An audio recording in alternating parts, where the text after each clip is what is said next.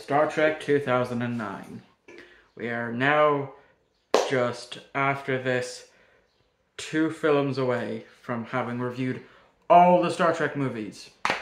Now, Star Trek 09 has a lot of sentimental value to me, like the majority of these Star Trek movies. Now, why do I say it has a lot of sentimental value to me is because of when I watched it. You know, when this movie came out in 2009, and then again on, DVD, probably somewhere in the time frame of 2009, 2010, I had just freshly started getting into Star Trek at this point. I was in 4th class when I got into Star Trek, so we're looking at between the ages of 11 to 12 is when I got into Star Trek. And obviously it started with watching The Next Generation and Voyager. So this was the first time that I had watched something that related to the original series, because at that point, I think, if my memory's correct, which it never is, I had only watched maybe The Voyage Home and The Final Frontier at that point, at a push. I probably did, I probably didn't, I can't remember. So I'm the unreliable narrator here. But when I watched it, I was blown away and instantly fell in love with this movie. Like, from beginning to end, it is jam-packed, and all the actors in it are absolutely phenomenal. Like, this is probably one of the Star Trek movies, like with First Contact, that I've watched over and over and over and over again. Probably even more than First Contact, being honest. Like, I know First Contact is my favorite Star Trek movie out there, but I just genuinely love this movie. And I've rewatched it so many times that I can nearly quote it word for word. Like, if I'm watching a scene, I know what someone's about to say coming up next. Mainly just one-liners here and there. But this movie, like I said, there's so much sentimental value for it. Like, beyond belief. I absolutely love and adore this movie. So, what is Star Trek 2009 about? Well, essentially, it's a reboot to the franchise, but it's really an alternate universe. Because at this point in Star Trek, in 2009, it had gone on hiatus since the cancellation of Enterprise to when this came out. And so they decided to go back to the drawing board of seeing old Kirk, old McCoy, young Kirk, young McCoy, young Spock, young Uhura, young Sulu, and Chekhov in the Academy days. But we don't really spend too long in the Academy. So basically, the film opens up on the USS Kelvin. We don't know, I can't remember. No, we never learn the true ship class name. We just always refer to it as the Kelvin ship, because that's what the ship is called. Hence why we also refer to this as the Kelvin timeline.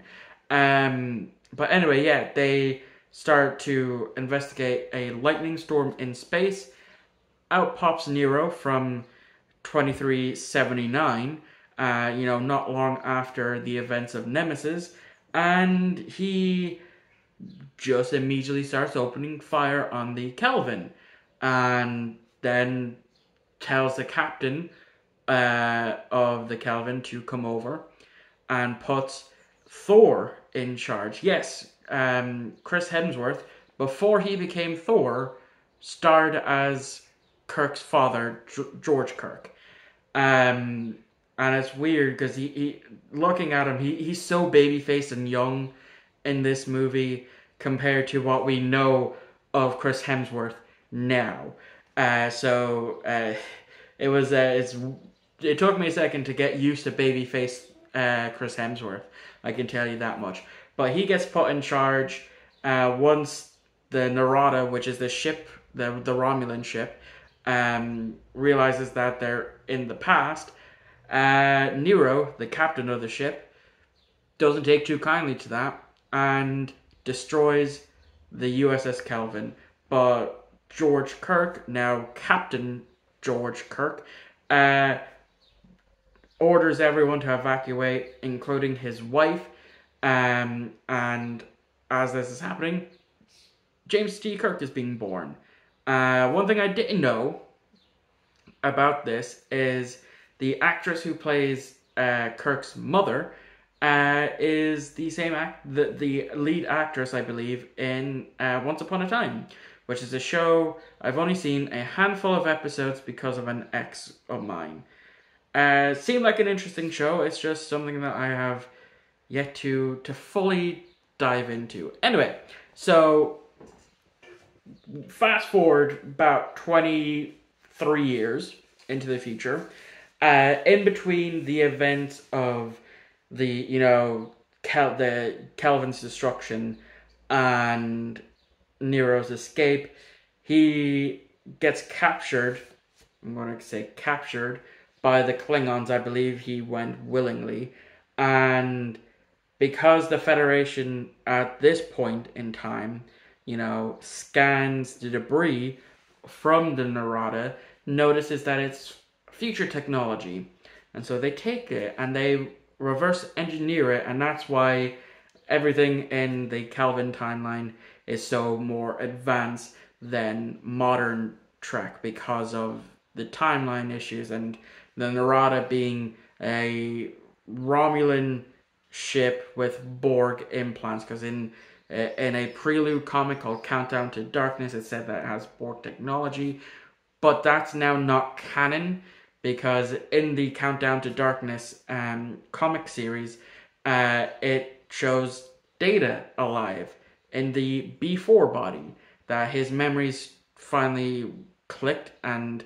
he's now captain of the Enterprise, and Picard was ambassador to Vulcan or something like that. I don't know. I never really read it, but yeah, it's anyway. It's no longer canon.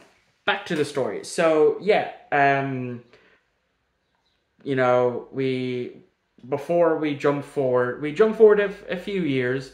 I forgot to mention, and we do see a young Kirk and a young Spock, but then we fast forward to Spock being offered the role in the Vulcan Science Academy, to which, as he does in the Prime timeline, he metaphorically sticks up the middle finger and says, "Go fuck yourself, I'm going to Starfleet."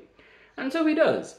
And because of that, he's fast-tracked to Commander, and he in this timeline, he's the one who's responsible for the Kobayashi Maru simulations.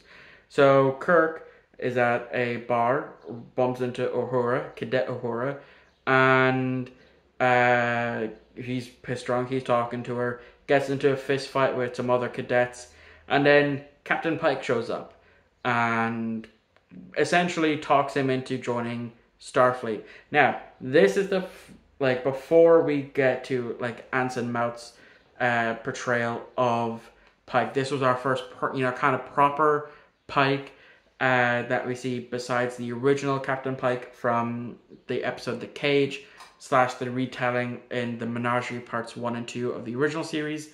So this was our first proper Captain Pike, and the actor who plays him is phenomenal in both this movie and Into Darkness.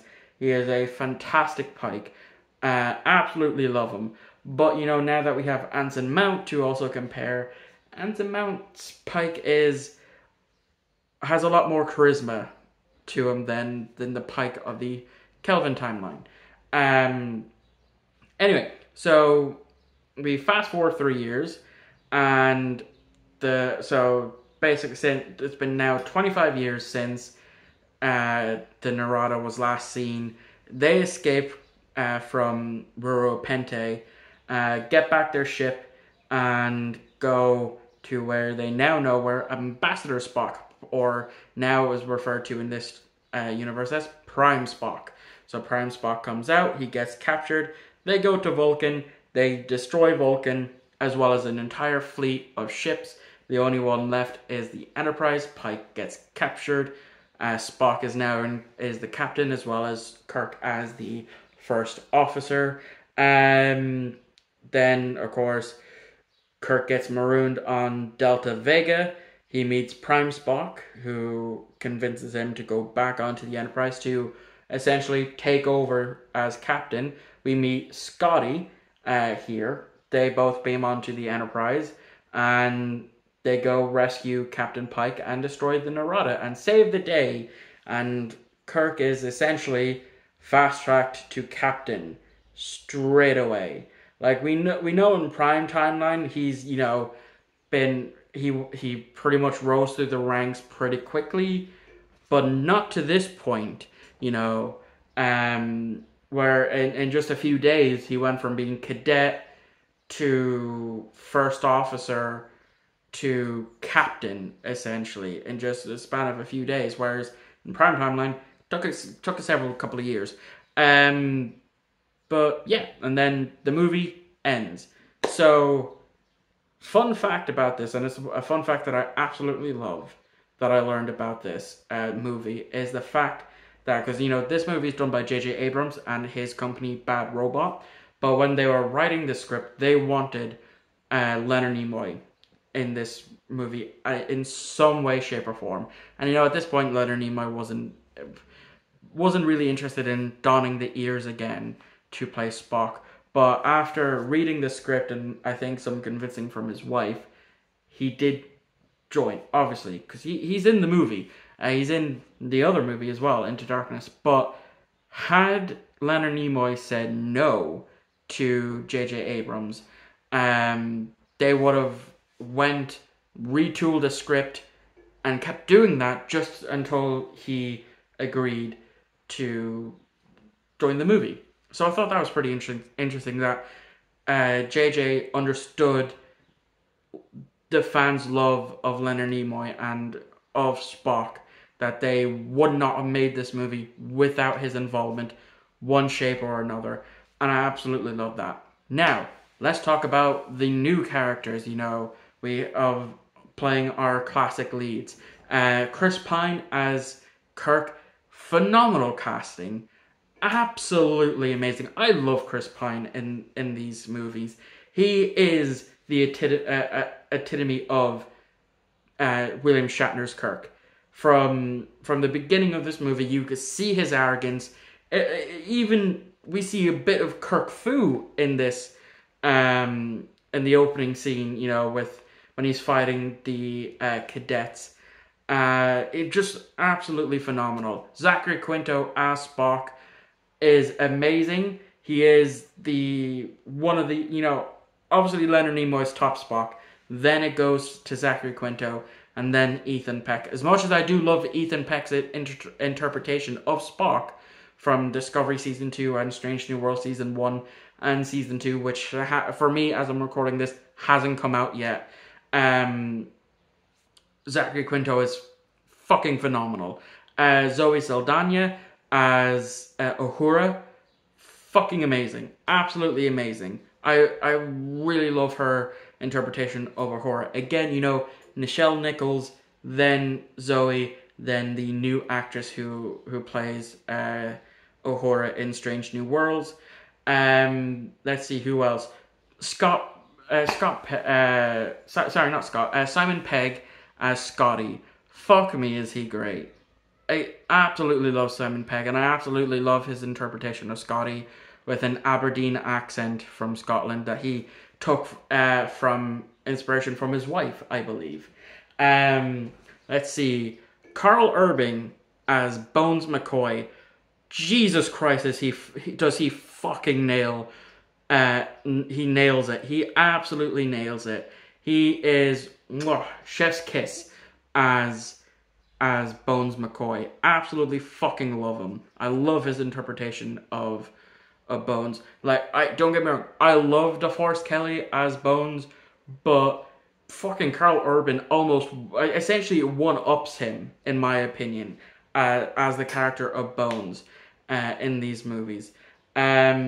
Then, of course, we have to talk about Anton Yelchin as Chekhov. For the very few lines that he does have in this movie, he's fucking amazing. Absolutely love Anton Yelchin. May he rest in peace. It's really sad that we can't see more of his interpretation of Chekhov, because he's just so fucking amazing. And what I love is, since his passing, Star Trek has continued to show love for him. We had in the Discovery timeline, in Discovery seasons, we have a USS Yelchin, and then recently in Picard season 3, we had Walter Koenig coming back to play a version of Chekhov, and it's actually Chekhov's son named Anton Chekhov, obviously after Anton Yelchin. And amazing. I absolutely love his interpretation of Chekhov. And now, of course, lastly, the name is escaping me of who plays Sulu. For what we see, pretty good. It's not until the next 2 movies that he really shines as Sulu. But then again, you can't really beat George Takei's Sulu. He does a good version of him, but George Takei's still superior. Anyway, yeah, absolutely love this movie. Absolutely love it. I don't have any negativity to say about this movie. It's absolutely amazing. Like I said, I've seen it so many times. I've seen the gag reel so many times. It is one of my absolute favorites. And yeah, now that 17-minute ramble is done, thank you all for watching. I hope you enjoyed. I will see you all on the next video, which is a Tales from my backlog of Terminator. Now, I haven't seen Terminator just yet as of recording this video on the 10th of June. But I really hope I don't have one of my movie hot takes. Otherwise, I'm going to have to hide from the internet for quite some time. Anyway, thank you all for watching. I hope you enjoyed. I'll see you all for my Terminator review. I seriously hope I don't need to hide from the internet after this.